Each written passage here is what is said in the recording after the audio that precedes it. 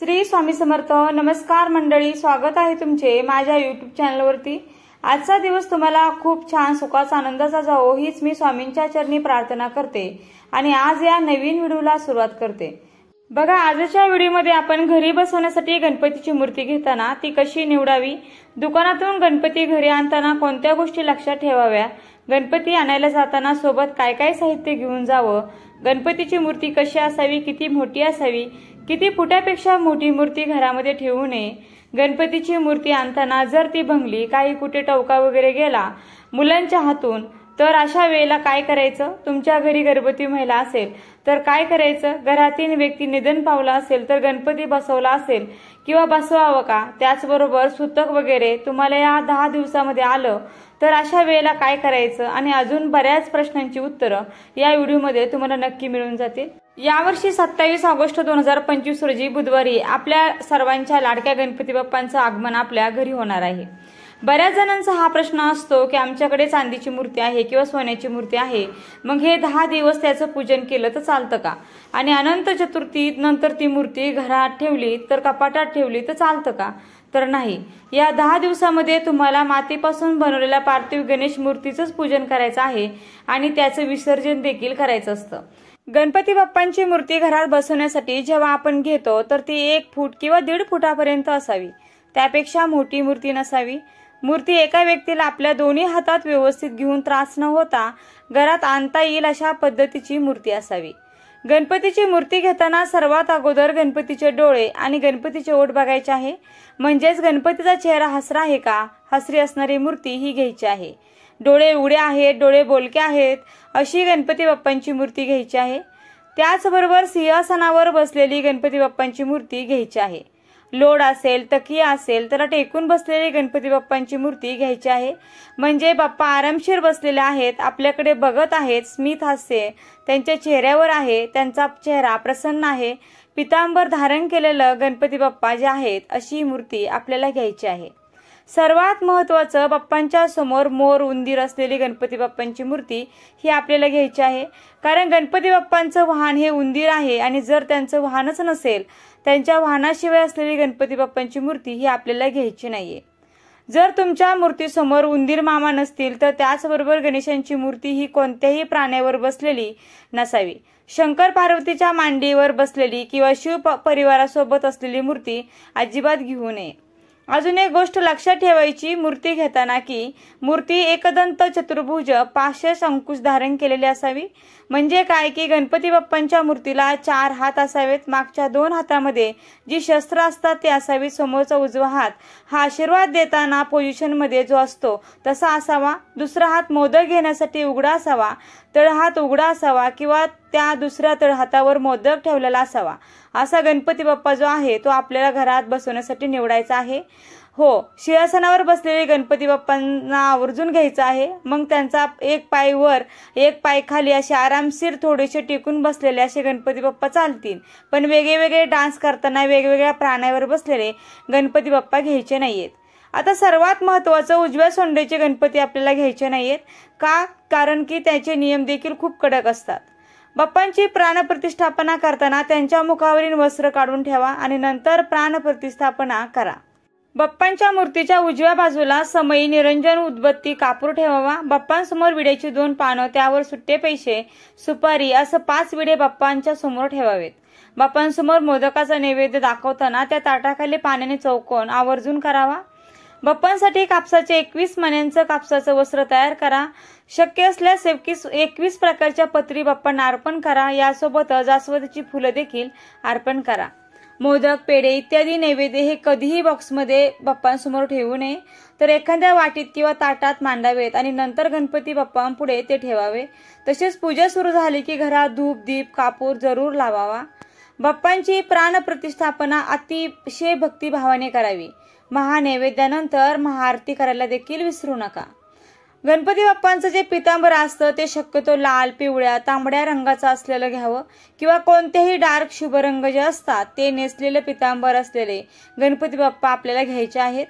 जेव्हा आपण गणपती बाप्पांना दुकानातून आणायला जात असतो तर त्यावेळेला घरातून आपल्याला एक ताट घ्यायचं आहे किंवा तामण घ्यायचं आहे। त्याच्यामध्ये हळद, कुंकू, गुलाल, अक्षदा, साखर किंवा पेढे वगैरे तुम्ही घेऊन जाऊ शकता।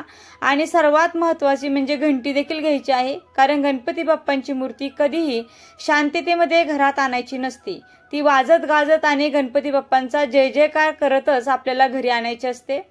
जी मंडळी तुमच्या घरातून बाप्पांची मूर्ती आणायला जाणार आहेत तर त्यांच्या जे पुरुष आहेत त्यांच्या डोक्यावर रुमाल किंवा टोपी असावी आणि नवीन कपडे जे आहेत, नवीन वस्त्र जे आहेत ते स्वच्छ धुतलेली वगैरे घालायचे आहेत। कपाळी टिळा लावायचा आहे आणि मगच बाप्पांची मूर्ती आणायला जायचं आहे।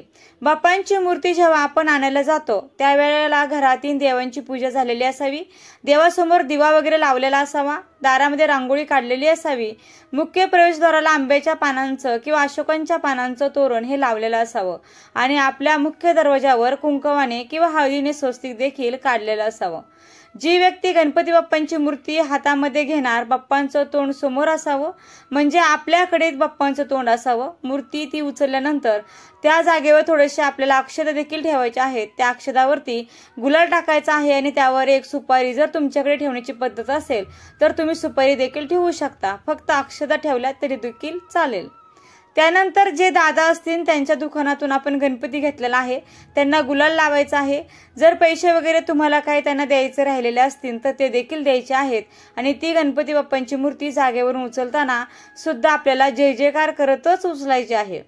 बाप्पांची मूर्ती घरी आणल्यानंतर उंबरठ्याच्या बाहेर गणपती बाप्पावरून एक भाकरीचा तुकडा ओवाळून टाकायचा आहे आणि नंतर घरात बाप्पा आणताना घराच्या मुख्य दरवाजावर यजमानांच्या पायावरती देखील दूध आणि पाणी घाला, त्यांचे पाय धुवा आणि त्यानंतरच त्यांचं औक्षण करून आपल्याला गणपती बाप्पांना आत घ्यायचं आहे।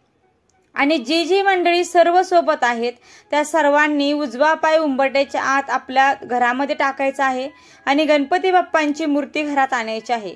घरात आणल्यानंतर आपल्या जेवढ्या काही सगळ्या रूम असतील, खोल्या असतील, सगळ्या घरात गणपती बाप्पांना फिरवून आणायचं आहे। आपल्या देवघरामध्ये देवाचं दर्शन त्यांना करवायचं आहे आणि त्यानंतरच ते तुम्ही बाप्पांची स्थापना करणार आहात त्या जागेवर बाजूला तुम्हाला ते आपण मूर्ती मेन ठेवणार आहोत। पूजेच्या वेळी ते नाही, थोडंसं बाजूला थोडीशी आपल्याला मोकळी जागा कुठे असेल तिथे ठेवायची आहे। तिथे गणपती बाप्पांची मूर्ती आपल्याला ठेवायची आहे।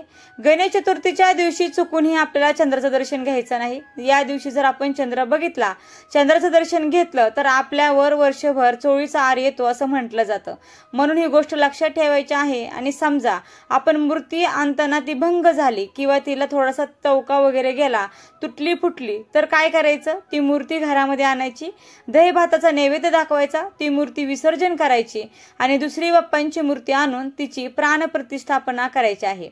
आणि मग गणपती बाप्पांची मूर्ती भंगली, मग काहीतरी वाईट होणार का, माझ्यासोबत काहीतरी अशुभ घटना घडणार का, असं काही नाही। देव कधीही कोणाचं वाईट करत नाही। आपल्यासोबत जे काही वाईट होत असतं ते आपल्या कर्मानुसार होत असतं। आणि एक गोष्ट लक्षात कायम ठेवा, देव हा भक्तीचा विषय आहे, देव हा भीतीचा विषय नाहीये। त्याच्यामुळे या सगळ्या ज्या शंका कुशंका वाईट विचार आहेत ना ते काढून टाकायचे आणि नवीन मूर्ती आणून अगदी शुद्ध अंतकरणाने प्रसन्न चित्ताने बाप्पांचे स्वागत करून त्यांची 10 दिवस आपल्याला सेवा करायची आहे।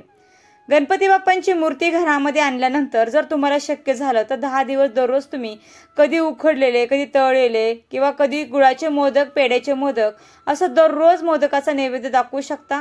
पण 10 दिवस जर तुम्हाला शक्य नसेल तर किमान पहिल्या दिवशी, गणेश चतुर्थीच्या दिवशी आणि अनंत चतुर्थीच्या दिवशी या 2 दिवस तरी मोदकाचा नैवेद्य आवर्जून दाखवायचा आहे। तुम्ही गणपतीची स्थापना केली आणि तुम्हाला सूतक आलं तर अशा वेळेला काय करायचं, तुम्ही लागालाग वगैरे करायची नाही, गणपतीला स्पर्श वगैरे करायचा नाही, कारण आपल्याला मग सूतक लागलेलं असतं।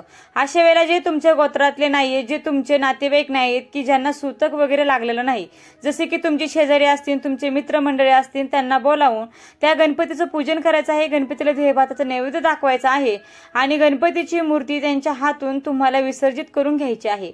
काही घाबरायचं वगैरे नाही आणि तुमच्या रीतिरिवाजाप्रमाणे जेवढ्या दिवसाचा गणपती तुमच्या घरामध्ये असतो तेवढे दिवस जर तुमच्याकडे 2 वेळा आरती करण्याची पद्धत असेल, सकाळ आणि संध्याकाळ, तर तुम्हाला 2 वेळा आरती करायची आहे। आणि तुमच्याकडे जर 1 वेळा आरती करायची पद्धत असेल तर तुम्हाला 1 वेळा देखील आरती करायची आहे। आपल्या घराण्याच्या ज्या रूढी परंपरा असतात ना, त्यानुसारच आपल्याला जे काही सणवार आहेत ते साजरे करायचे असतात. हे आपल्यासाठी चांगलं आहे, कारण आपल्या घराच्या रूढी परंपरा जाणून घेणं, त्या पाळणं आणि त्यापुढे चालू ठेवणं हे आपलं प्रथम कर्तव्य आहे. आता एक मोठा प्रश्न बऱ्याच जणांना पडतो की घरामध्ये जर गर्भवती महिला कोणी असेल तर गणपतीचं विसर्जन करावे की नाही. तर बघा, तुमच्या घराण्याच्या ज्या रूढी परंपरा आहेत ना, तुमच्या घरातील मोठी मंडळी काय करतात ते तुम्ही प्रथम ऐका आणि त्यानुसार करा. मी माझं पण घरचं तुम्हाला सांगते. अशा वेळेस आम्ही गणपतीचं विसर्जन करत नाही, बाप्पांची मूर्ती तशीच ठेवली जाते. पण आजकाल बरेच जण असं सांगतात की गणेश चतुर्थीला आपण बाप्पांची पार्थिव मूर्ती बसवतो, त्याची स्थापना करतो, तर त्याचं विसर्जन अनंत चतुर्थीला करायला हवं. आपण गर्भवती असल्यानंतर ती मूर्ती घरात ठेवावी. जर ती आपण ठेवली नाही तर त्याचं विसर्जन केलं तर काहीतरी वाईट वगैरे होणार, असं काहीही नसतं. या आपल्या एक भावना आहे. जर तुम्हाला विसर्जन करायचं असेल या मूर्तीचं तर तुम्ही अनंत चतुर्थीला विसर्जन करू शकता, काही प्रॉब्लेम नाही. कारण ही मूर्ती गर्भवती महिला असल्यानंतर घरात ठेवावी असं कुठेही लिहिलेलं नाही. पण कसं, पूर्वीपासून आपल्या घरातील मोठी मंडळी सांगतात म्हणून आपण ते करत असतो.